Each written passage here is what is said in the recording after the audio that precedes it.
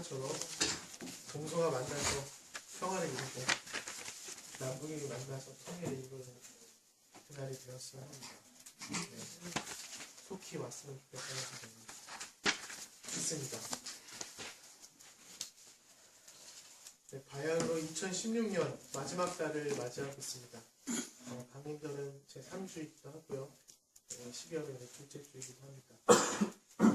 핫하고 요새 청년들 힙하다고 이렇게 얘기하거든요. 핫하고 힙한 11월이 지나고 결전의 날인 12월 9일이 지났습니다. 마침 그에 맞춰서 날씨가 추워지고 미래의 전국을 암시하듯이 드디어 추운 겨울이 도래했습니다. 계속해서 언론과 매주 설교에서 한국의 혼탁한 상황과 지저분한 이야기를 많이들 해왔죠. 간단히 이에 대해서 조금 더 말하자면 이번 최순실 게이트로부터 시작된 1년의 한국 정부의 상황은 그야말로 가관이었습니다. 이놈의 나라는 좀도둑이 설치고 있음을 과거의 역사를 빌어서 충분히 증명할 수도 있지만 오늘도 크게 다르지 않음을 여실히 보여주고 있습니다. 여러 방면에서 다양한 방식, 즉 전방위적으로 해먹는 것이 주지의 사실이기도 하지만 실체가 드러나니까 답답하게 이럴 때도 없었습니다. 모든 게 박근혜 때문이라서 즐거운 일을 당최 찾아보기도 힘들었죠. 헬조선을 살고 있는 지금 우리들에게 과연 이 시대는 무엇을 요구하고 있을까? 이 교회는 무엇을 요구받고 또 그렇게 행해야 되는가를 끊임없이 고민하는 11월 또 저번 주였습니다. 노르게 배신이라는 책에서 조한의 점은 오늘의 청년 세대를 심정적 난민으로 규정합니다. 난민은 나라의 보호 밖에 있는 이들이죠. 이들은 나라가 있지만 나라 없는 취급을 받는 이들이기도 하고요. 자기가 속한 나라가 아무런 역할을 못하고 계속해서 피해를 입고 착취당하는 이들을 심정적 난민이라고 부릅니다. 비단 청년들에게만 해당되는 것이 아닙니다. 지금 현재 대한민국에 살고 있는 대부분 이들이 심정적 난민들이죠. 여기에 모인 여러분들은 어떠하십니까? 삶의 치일대로 치이고 하루하루가 힘겹게 사는 누군가에게는 이러한 정체성의 정의, 정체성을 논의하는 것 자체도 사치일 뿐입니다. 최승자 시인은 나의 생존 증명서는 이라는 시에서 다음과 같이 담담하게 이야기하는데요. 시는 이렇습니다. 나의 생존 증명서는 시였고 시 이전에는 절대 고독이었다. 고독이 없었더라면 나는 살 수 없었을 것이다. 세계 전체가 한 병동이다. 꽃들이 할 일 없이 살아간다. 꽃들이 할 일 없이 살아있다. 시인의 생존 증명서는 시라고 담담하게 이야기합니다. 시인에게 생존 증명서가 시라면 상인에게는 가게가 생존 증명서이죠. 모든 사람들은 생존 증명서에 해당하는 그 무언가가 있습니다. 여러 가지 생존 증명서가 많은 종이들이 있겠죠.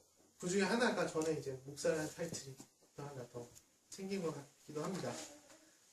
그것이 바로 나를 결정하고 내가 그것을 대변한다고 우리들은 생각합니다. 생존 증명서가 빼앗기면 고독입니다. 나에게는 아무런 희망이나 의욕이 없습니다. 고독을 자청하는 것은 침묵이죠. 그렇지 못하면 이야기를 잃어버림, 또 정체성을 잃어버리고 나 자신을 잃어버리는 또 하나의 살인 행위와 같은 것이 될 것입니다. 생존 증명서가 없으면 내 주변엔 아무런 의미가 없습니다. 그냥 할 일 없이 살아가는 것처럼 보이는 꽃과 같은 또 사람 같은 존재가 되어버리게 일쑤입니다. 사람을 고독으로 몰아가는 체제 혹은 국가는 분명히 문제가 있는 체제이고 국가입니다. 그러면 세계 전체가 병동일 수밖에 없지요. 적어도 오늘날 대한민국 사회를 보면 이 사회는 병동입니다. 우리가 겪는 세계는 최순실 게이트의 축소판일지도 모르겠습니다. 발버둥 쳐도 보이지 않는 유리천막에 갇혀서 헤어나오지 못하는 그런 세계입니다. 열심히 일한다고 해서 승진한다고 더 이상 이야기하지 않습니다. 노력하면 성공한다고 더 이상 이야기하지 않습니다.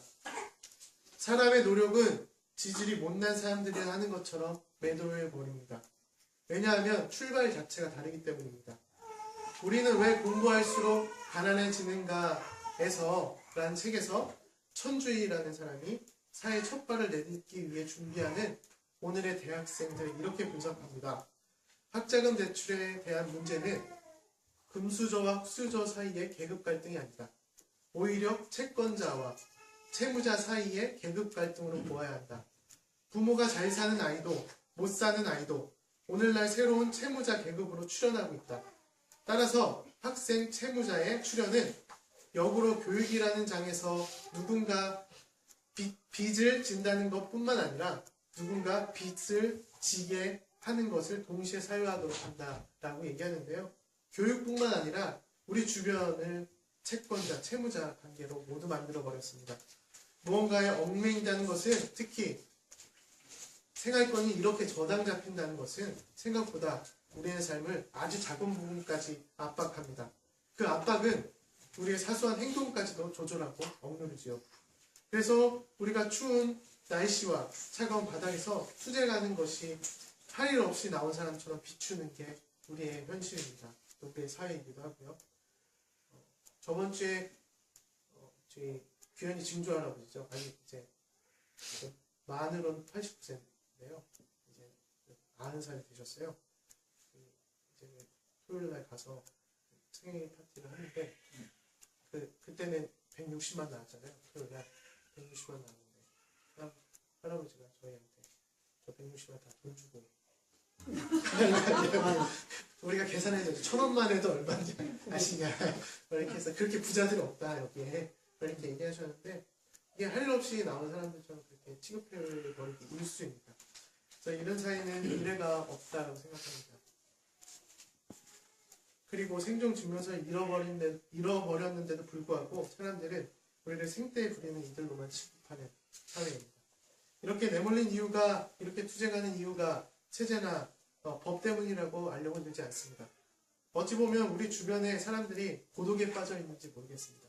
제가 볼 때는 그들이 할 일 없이 사는 사람처럼 보이기도 합니다. 좋은 만남 교회 여러분, 12월 9일 이후 우리의 시각, 몸짓, 생활은 달라져야 합니다. 그리스도의 정의, 평화, 그리고 생명의 마음을 품으시고 당당하게 2016년, 17년의 겨울을 헤쳐나가기를 간절히 바라고 기도하겠습니다. 네, 오늘 본문을 보면요. 안식일의 제자들이 밀밭 사이를 지나가고 있습니다. 왜 그 많은 길 중에서 안식일에 그 밀밭 사이를 지나가는지 저도 잘 모르겠습니다. 앞에는 또 새로운 얘기가 나와요. 술은 새 부대 뭐 이런 얘기가 나오거든요. 근데 갑자기 또 밀밭 사이를 지나가게 되는데요. 또 한술 더 떠서 제자들이 밀 이삭을 자르며 길을 내고 걸어가고 있습니다. 안식일은 유대인들이 매주 지키는 예배드리는 날 혹은 뭐 휴일, 정말 쉽게 얘기하면 휴일입니다. 창조 이야기에서 마지막 날을 하나님께서 쉬었다고 해서 일요일부터 시작해서 이 날을 안식일로 지킵니다. 그래서 보통 유대인들은 안식일을 토요일로 정하는데 하루 뒤인 개신교는 일요일이 교회 가는 날이죠. 이유는 간단합니다. 개신교에는 금요일에 예수님이 십자가에 못 박히셨고 3일 후에 부활하셨기 때문에 일요일을 주일로 지키는 것입니다. 개신교와는 달리 안 그런 소수 4%도 있지만 유대인들은 안식일을 철저하게 지켜서 아무것도 해서는 안 되는 날, 그리고 생존에 관련된 것들을 제외하고는 아무것도 해서는 안 되는 날입니다. 그런 날 심지어 제자들은 밀이삭을 자르고 있습니다. 그러면서 그것을 유심히 지켜보는 이들이 바로 트집을 잡죠. 너희들은 안식일의 율법을 모르느냐? 왜 해서는 안 되는 일을 하느냐? 라고 묻습니다. 이게 거의 묻는 것이지만 꾸중 섞인 질문이기도 합니다. 뭐 하는 짓이냐? 라는 거죠. 해서는 안 되는 일, 바로 법을 어기는 일입니다. 여기서 바리새인들은 법을 목숨과 같이 여기는 이들입니다. 그래서 이들은 법을 무척이나 잘 지킵니다. 바리새인들은 이 율법을 잘 지킬 때, 그래서 모든 이들이 율법으로 온전해질 때 하나님이 다시 오실 것이라고 믿기 때문입니다. 하지만 아시다시피 이스라엘 당시 서민들은 법을 지키기란 여간 쉬운 일이 아니었습니다. 걸핏하면 법 때문에 아무것도 못하는 지경에 이르기까지 하죠. 법을 지키거나 수호하기 위해서는 사람의 생명이나 생명의 존엄함 따위는 아무런 문제가 되지 않습니다. 법 위에 사람이 있었습니다. 그래서 법을 지키면 모든 게 용서되는 시절입니다. 처음에 법의 효용은 사람을 위해서였겠죠. 그런데 어느 순간부터 사람 위에 법이 군림하게 되었습니다. 그렇다면 이 법은 누가 만들었을까요? 이 모든 것을 하나님이 만들어 주셨으면, 돌판에 막 다 새겨주셨으면, 번개가 이렇게 쳐서 모든 걸 새겨주셨으면 좋았지 모르겠지만, 또 군말 없이 따르겠지만, 모세를 비롯한 그 당시 기득권들이 만들었고, 역사가 흐르면서 계속해서 조금씩 수정되었습니다. 바리새인들이 또한 수정했겠죠. 또 첨가했을 줄을 모릅니다. 이 법의 예외 상황을 두고도 계속해서 토론을 했습니다. 그러다 보니 이 율법은 모든 이들에게 적용되는 법이 아니라 그들만을 위한 법이 되었습니다. 이 당시 바리새인이 법을 지키는 것은 어려움이 없었을 것입니다.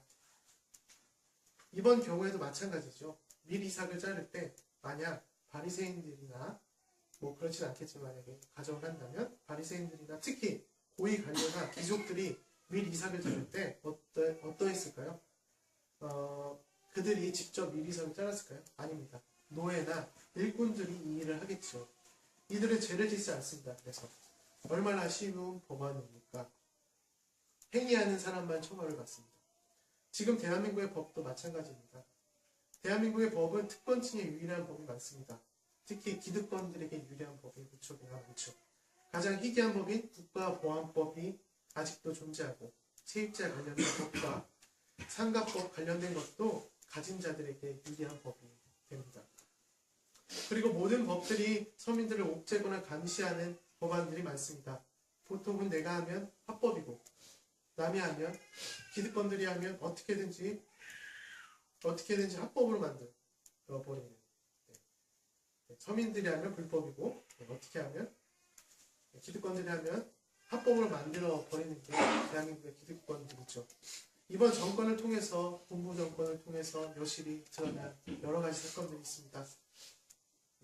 그것만 보더라도 법은 평등하지 않습니다. 다시 본문으로 들어가서 바리새인들의 질문에 예수님이 대묻습니다. 25절에서 26절 말씀인데요. 다윗에 대한 이야기를 꺼냅니다. 다윗은 이스라엘에서 가장 위대한 왕으로 꼽죠. 지금도 유대인들은 다윗 왕국의 재림을 기다리고 있습니다.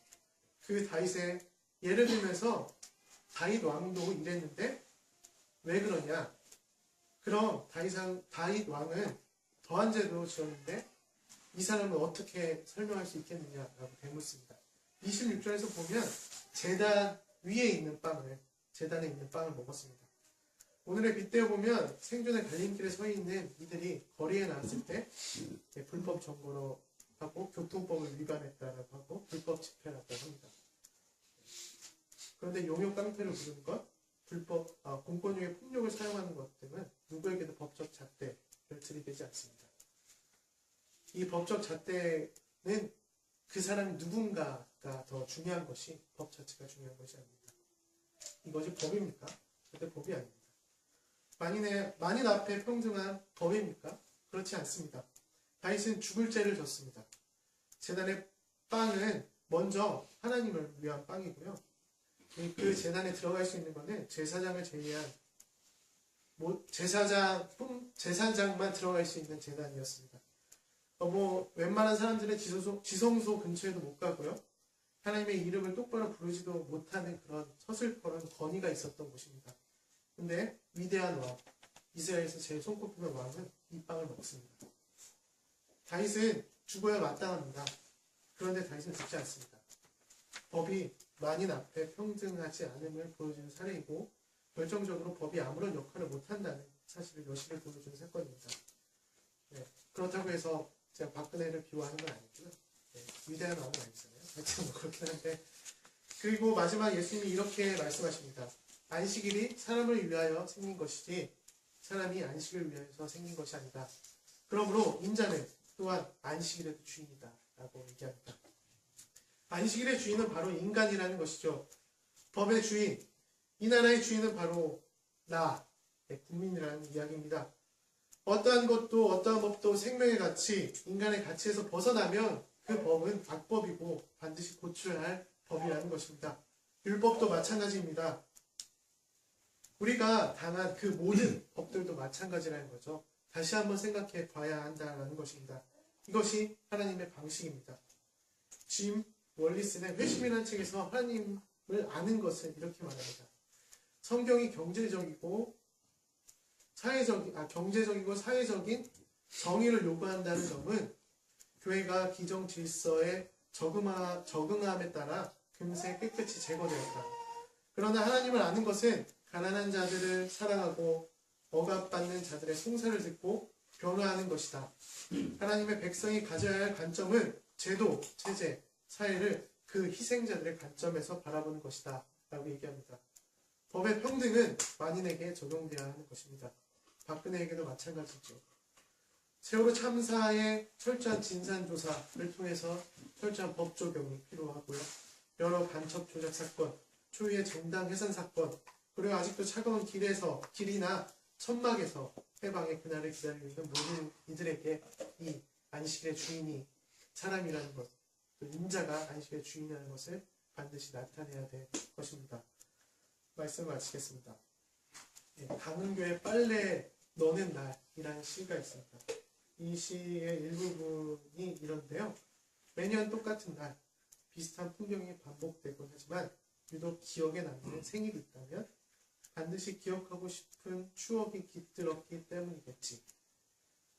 기억 속에 지워지지 않는 빨간 동그라미가 쳐진 일이 있어서 라는 시인데요. 12월 9일 매년 똑같은 12월에 빨간 동그라미가 쳐진 날입니다. 그런데 오늘 예수님이 한마디 더 하십니다. 법의 주인은 국민이고 9일 금요일은 너희들이 주인이다 라고 말씀하십니다. 생명보다 앞서는 것이 없으며 인자보다 우선된 것은 없다라고 말씀하십니다. 표결은 국회의원들이 했지만 주인은 우리들이라는 것이죠. 그래서 인간을 하찮게 보고 그 생명이나 살림살이를 아무렇지 않게 여기는 이들은 화가 있을 거라고 강력하게 경고하는 것이 성서입니다. 가장 큰 이유가 있습니다. 생명은 하나님에게로부터 왔기 때문입니다. 이를 요한복음 1장 4절에서 말하고 있는데요. 이 말씀으로 말씀 마치려고 합니다. 그에게서 생명을 얻었으니 그 생명은 사람의 빛이었다. 기도하겠습니다.